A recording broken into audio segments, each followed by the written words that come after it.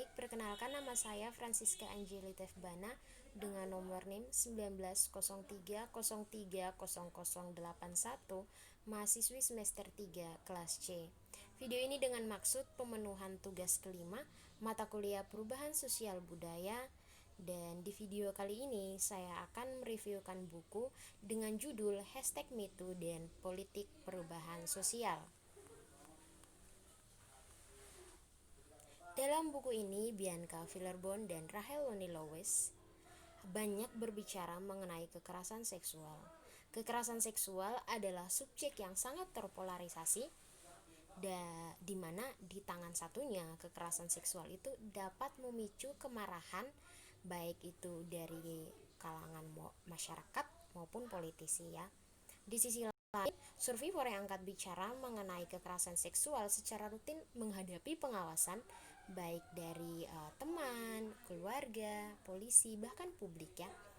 Banyak yang dituduh berbohong tentang pengalaman mereka dan karena dianggap mereka bukanlah korban asli atau seseorang dengan tingkat trauma yang cukup. Beberapa malah disalahkan karena diserang dan beberapa dinyatakan bahwa mereka yang memintanya sendiri.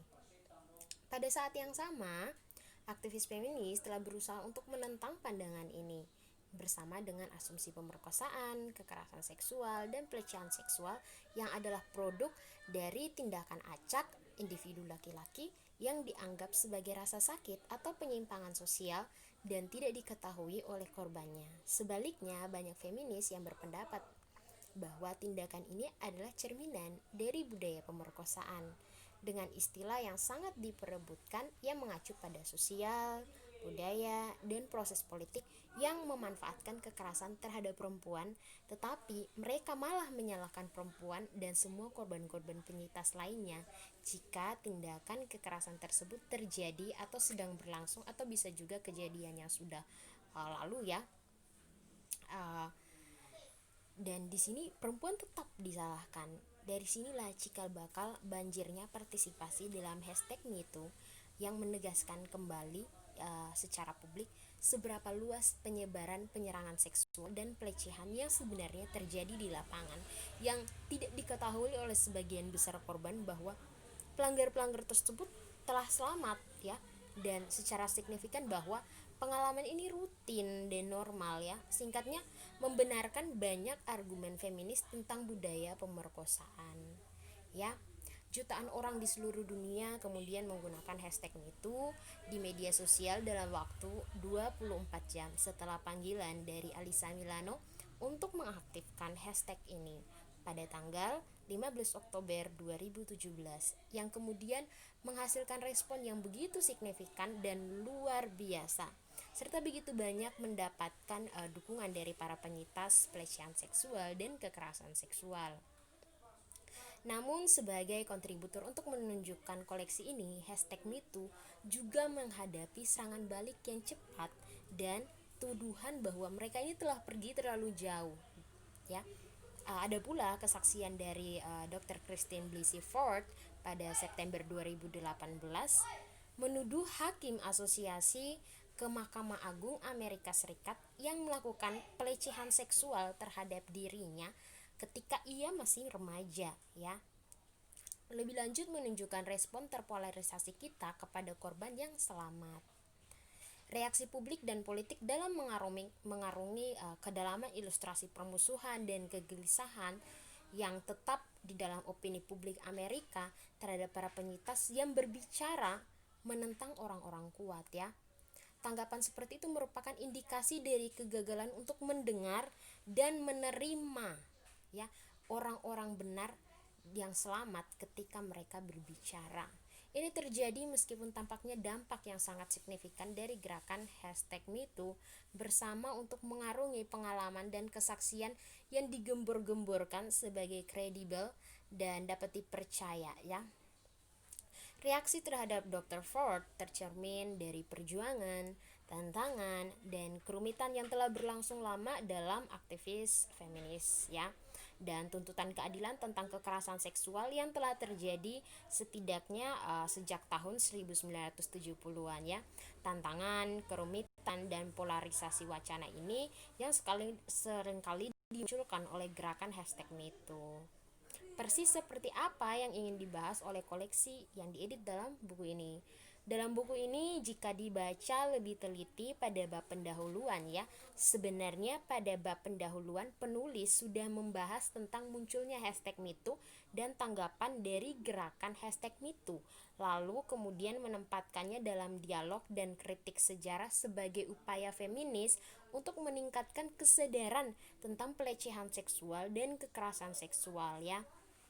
Maksudnya di sini adalah untuk membangun kerangka kerja kritis yang memeriksa gerakan hashtag #MeToo dan aktivisme feminis serta upaya keadilan untuk menangani kekerasan seksual secara lebih luas dan mempertimbangkan potensi, keterbatasan, kompleksitas, kebutuhan sosial, budaya, perubahan politik, dan hukum yang dimasukkan ke dalam agenda oleh hashtag #NiUnamenos sebelum kampanye besar-besaran, di mana kampanye itu dengan labelnya tidak kurang dari satu wanita ya.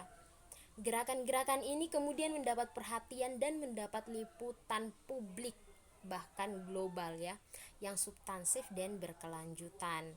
Pelaporan Saif Media memuncak pada para wanita yang angkat bicara dalam ajang People of the Year di tahun 2017 ya.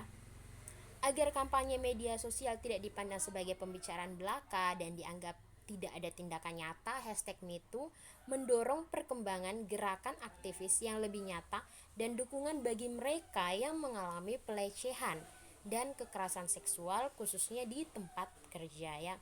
Terutama proyek dari hashtag Times Up didorong setidaknya pada bagian awal oleh artis Hollywood yang bertujuan untuk mengatasi ketidaksetaraan sistem ya, atau ketidakadilan di mana terdapat di tempat kerja yang membuat kelompok orang terwakili untuk mencapai potensi penuh mereka dengan menyediakan sumber daya dan dukungan hukum untuk wanita yang mengalami pelecehan di tempat kerjanya ya. Upaya serupa dilakukan secara internasional sehingga dalam kampanye di Australia yang dipelopori oleh jurnalis bernama Tracy Spitzer, di mana di gerakan kebangkitan tersebut Prancis mengeluarkan undang-undang baru untuk menangani masyarakat terutama dalam hal pelecehan seksual ya, dengan anggota parlemen kemudian mengesahkan RUU yang melarang catcalling pada tahun 2018 ya. Catcalling itu seperti ketika seorang laki-laki bermaksud menggombal atau kayak seperti menggoda ya ketika perempuan berjalan gitu, catcalling. Dan saat para aktivis mulai menyiapkan koleksi ini, Komisi Hak Asasi Manusia di Australia mengumumkan penyelidikan pertama mereka tentang pelecehan seksual di tempat kerja.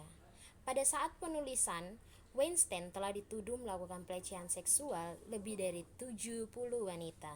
Dan pada Mei 2018 dia menyerahkan dirinya ke polisi setelah didakwa dengan tuduhan pemerkosaan, pelanggaran seksual, pelecehan seksual, dan tindakan seks terhadap 2 wanita.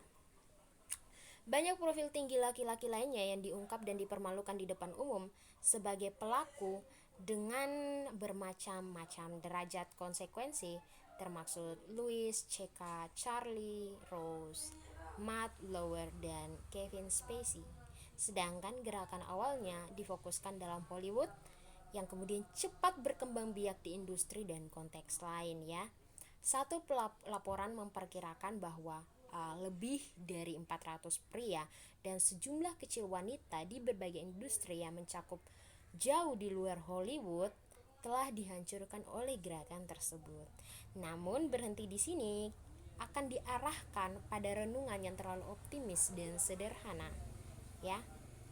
Karena bab dalam koleksi ini ya, dia hanya memiliki sedikit cahaya dengan pembongkaran gerakan yang jauh lebih bernuansa dan kritis dialog dengan diskusi yang lebih luas terkait dengan gender, seksualitas, ras, geografi, hukum, politik, dan sejarah yang diperlukan untuk memahami pecah potensi dari batasan hashtag #MeToo, dan memang mempertanyakan apakah kita dapat mengharapkan apapun untuk berubah atau menjadi berbeda di masa depan ya.